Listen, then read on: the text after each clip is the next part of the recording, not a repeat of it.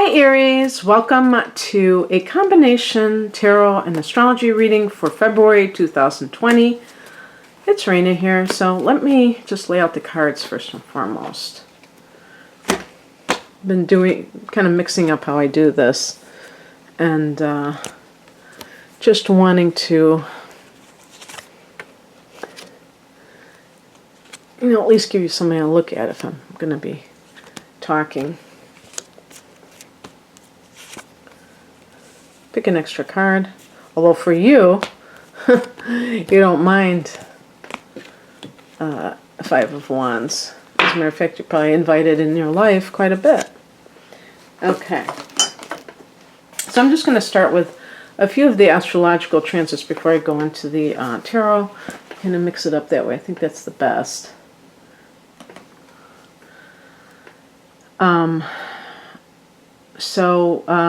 So we come into the month of February with the Sun in Aquarius. Now that's a friendly angle to you because it's an air sign and you're fire. So this is actually a very lucky house for you, the 11th house. So in late January 24th, there was, I'm pretending that this is in the past instead of tomorrow, a new moon at 4 degrees of Aquarius. So you've already had the new moon in this house, but the Sun is staying here until February 18th. And so make those new moon wishes in the area of your hopes and wishes. Don't just talk about career, but everything that you want to manifest. These can be long-range goals. So maybe this is time for the 5-year plan of where you want to be in 5 years from now. Aries you're definitely a sign that is looking ahead, but whether it's 5 years from now is a different story. And I'm always like a little bit leery of that myself, Life is so subject to change. It seems a little bit arrogant to think that everything is going to be the same in 5 years, but in any case, it might be just, let's put it this, don't have any kind of a deadline. Just say, what would I like to attract into my life? Mercury's here until the 3rd, then it goes into Pisces, and that is your 12th house. So then that's going to be more about the spiritual and maybe getting ideas that are coming from a non-material place. So you can get some brilliant ideas or even like brilliant insights. It's just that you have to look at how you are communicating, because it may be kind of convoluted. It may not be quite grounded communication. And it's good for being a visionary, but for being practical, not so much. So just keep that in mind. Venus goes into your sign on the 7th, which is awesome, because that means that people will be attracted to you. Venus is the attractor. This is the first house, baby. This is the self. And this, this is your sign. So it could be like really good for just general good things coming your way. The full moon on the 9th is at 20 degrees of Leo, and that is going to be your 5th house. And that is a playful house. That's the house of love and creativity. You could have like a great idea, either for an artistic project, an art project, or even a business, starting a business. And, some people may kind of like say, oh, big deal, who cares? You would be surprised. Having an idea like that can change your life. Okay, that really can. Having an idea like that can change your life. When I started doing this, which is going to be 5 years ago in May, it started with an idea about 6 years ago. Now, again, I had no inkling I was going to do anything like this 6 years ago. I never understood why people wanted to post videos on YouTube. Sure, there's a lot of people out there who are like, gosh, I would never want to put myself out there and things like that. And everything changed as soon as I had that idea. It's not that I just acted on it right away, but everything changed from that moment forward. And the same can happen to you. Even things that you can't conceive of in this moment. All it takes is that idea coming into your head. And it's not something that may happen every day. That was a new experience for me. But it's something that it's like, who is it that said an idea whose time has come? And it could be something that you're destined to experience. So don't dismiss things like that. Honor them. Okay, let's go into some of the tarot. So the heart of the matter is the Three of Cups, and this is a card of celebration. This can be a very lighthearted vibe in February, and here's one of the reasons I'm doing this is to show the connection between astrology and the tarot. Now, I told you that the sun is in the 11th house, and I told you about hopes and wishes, but the 11th house is also friendships and group associations. So you could be more social than you normally are, Aries. There may be a specific reason you're celebrating, or you may just have the free time that you're able to get in touch with people more readily and touch base with them and things like that. And so that makes it happen. In the past position, we have the Ace of Cups. There is a possibility of pregnancy. Maybe you're letting people know and they're celebrating with you. And perhaps it's your first pregnancy. You may have fallen in love and you want everybody to know about it. So that could be something that is new and exciting for you, or that you're going to start some kind of either training or business in the healing arts or some kind of a creative venue. That's where you're starting things. So the point of the Three of Cups is that it's the first two cards that I've described are both cups. So the emotions are engaged. There's a feeling. These are both, positive cups cards. The Five of Cups might be something sad, but this is happy. And then the higher message is the Hermit. So as the higher message is basically looking at the situation from a spiritual vantage point. The Hermit card is actually about solitude and looking within. So it may be kind of patting you on the back if you have been more introspective. Aries, Aries, Chiron has gone into Aries in recent months. And Chiron is a wounded healer. So people who are Aries may find themselves in, trying to heal themselves, but also trying to heal others. So there may be something that is showing that you took the time to look within, and you're getting the payoff from it. You're getting the emotional payoff from it. Because Aries is go, go, go, and perhaps you found in your life that you kept making certain mistakes out of haste, out of doing things too rashly. And the Hermit could be saying, when you take the time to stop and search, not outside of yourself, but inside of yourself, you find what you're looking for.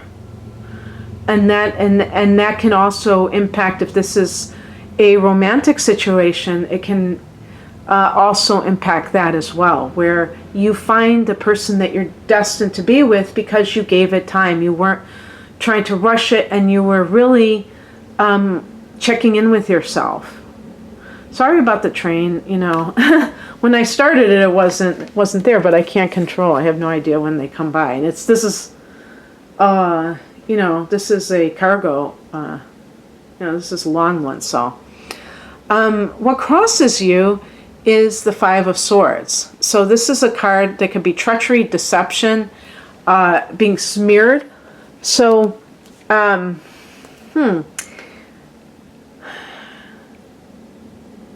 You know what this is kind of funny. I wonder how many Aries people would agree with me. I was talking to my partner about some of his friends and, having a friend who's an Aries and stuff. And just in general, reading comments from people who are Aries, and there seems to be like a vengeful side to Aries. So I'm starting to wonder when I talk about Scorpio, if maybe it's the Mars co-ruler that's really causing the problems. Because when I think about it, what popped in my mind just now was an eye for an eye. And, Mars is the god of war. So that idea of, now it's on. You did this to me, now I'm going to do something to you. Well, with the Five of Swords, in the challenge position, you may be tempted by somebody who is doing something behind your back, like bad-mouthing you, trying to get people to be against you. And it's important for you, Aries, not to take the bait. Even if it's not a direct attack towards you, if anything like that occurs, you just say to yourself that somebody's envious, because you have the Ace of Cups and the Three of Cups are good cards. So maybe if this is a new love in your life, the person's ex has found out about it and they are not happy and they're trying to drag you through the mud, So the point is that you don't have to take the bait. You can be the bigger person in this situation, and you'll come out smelling like a rose. The other person will have to deal with their own what they've done. You know what I'm saying? So don't look at it like that. Don't think that you always have to fight fire with fire. What's coming in is the Knight of Swords. This is a card of somebody who is very outspoken. This actually is like a combination of fire and air in the elements. I don't know if that would be you, because you're pretty outspoken as it is. But, it could, like, for instance, you may decide that if somebody's trying to make you look bad, that you're not going to sit by idly, that you're going to be very blunt and tell people exactly what happened in that situation. So if it was a past relationship and people are saying things, you're going to say no, and let me tell you the record here. I left this person because they cheated on me. So if they're giving you this idea that I cheated on them just because I found a new relationship, they're wrong. They're trying to make me look bad, and just being straightforward. This can be a lawyer. So if this is like, if you're celebrating a new job and your employer is trying to get you, I don't know about blackballed from the industry, but trying to drag your name through the mud, you can, you may go on the offensive and say, no, this person is the one who did everything, and that's why I left. And I took this other offer because I'm not willing to allow anybody to besmirch my good name. The outcome is the Five of Wands. This is getting in the fray. This is, mixing it up with others. That's why I was kind of joking. I said, I don't see Aries people shying away from that. Sometimes I picked an additional card because this can be conflict. Again, I don't think that scares Aries people. But the thing is, when you challenge somebody, if this Five of Swords person is a narcissist and smearing you, trying to make you look bad and trying to diminish your good fortune, sometimes you have to fight fire with fire in a way. That's what this would be. Sometimes you have to be willing to say what the truth is, but also, if you are consulting with a lawyer, you may even decide that you have to take it to court, that you feel this sense of, this person doesn't have a right to do that. And if this has anything to do with, being pregnant, and that is the trigger for an ex to start saying all these bad things, you may come right back and say, you started it, I'll end it for you. That kind of thing. And you're not going to get away with it. You're not going to have the last word in this. I'm going to do this. I'm going to be right here. You can come at me, but I'll be right here waiting for you. So, just think about that. I know this sounds strange, but I believe that some Aries people are not the aggressive type, because, I'm sure I've had them as clients, because Aries, your sun might be in the 12th house. I had that. And that type of person is going to have, I don't like to use the word weakened sun, but it's going to be diluted in terms of what the Aries energy represents. Let's put it that way. And so that person is not going to be, and maybe you have Mars in Pisces, for instance. Mars is the ruler of Aries.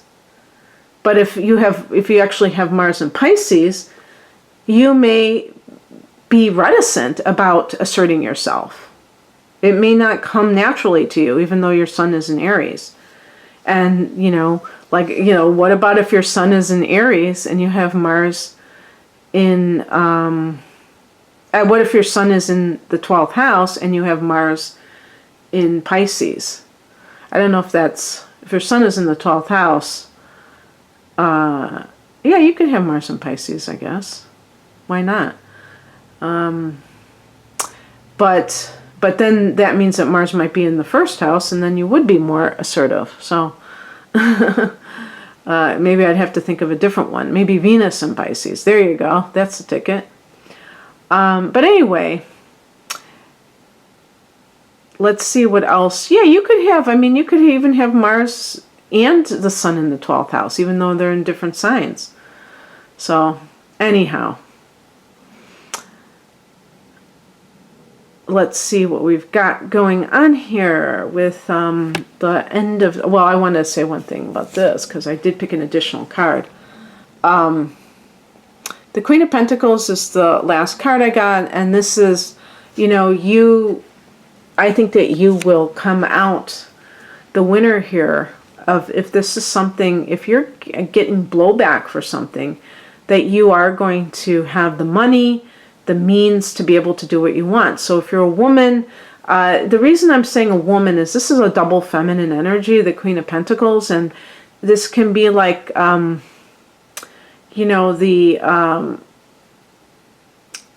woman of the house. This can be like, really enjoying your life of, I don't know about leisure, but you just have this beautiful surroundings in this life. And perhaps you are, like, for instance, if you were pregnant, that you're not worried about money. Somehow you're going to be able to support yourself. If I had gotten the Queen of Wands, which I've been getting like crazy lately, if I would have gotten that card as the final card, it might be saying you're going to be a working mother. But this almost strikes me as a stay-at-home mother, and nobody can do anything to you. They may be trying to destroy your reputation, but it's not going to work. Now, Mars goes into Capricorn. That's the ruler of, that's your ruler. Mars goes into Capricorn on the 16th. So Capricorn, see, that's another cardinal sign like you. It's your 10th house of career. So there you go. There could be some kind of intrigue with the career. Like there's like conflict with you and your superior.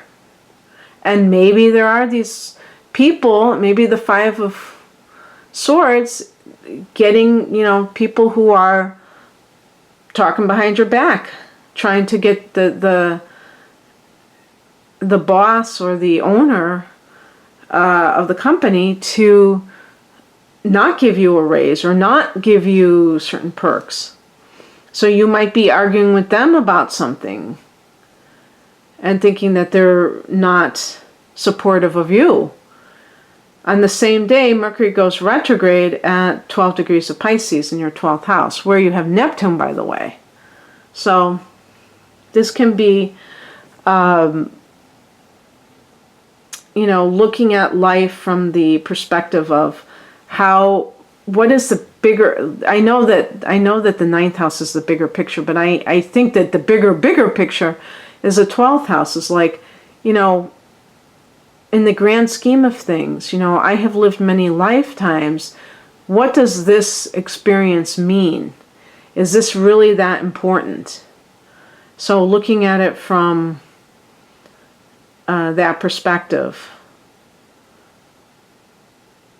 kind of rethinking a lot of the, maybe even doing like, what do you call it, like past life regression. That might be the perfect activity for a person with Mercury in the 12th house, where you say, why does these things always happen? How come I always have situations where people seem like they turn against me? Is it something that I'm doing? Am I alienating people, or am I attracting hidden enemies? That, which by the way is connected to the 12th house. And if so you have to look at your natal chart, because this isn't going to, you know, show that, where, you know, to see if you have hidden enemies. And that, of course, that we would associate that with karmic influence. And there will be a new moon in this sector on the 23rd of February at 4 degrees of Pisces. So that could be a situation where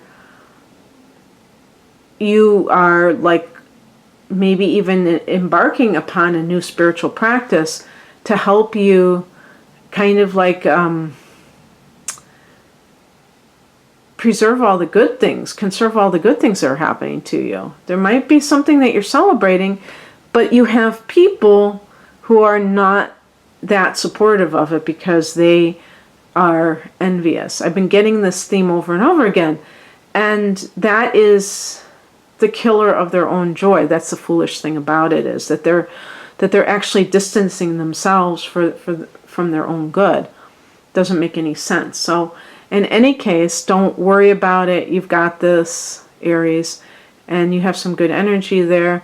I hope you enjoyed this. If you'd like a private reading, my website is rainamoonastrology.com. The link is below. Take care. Bye.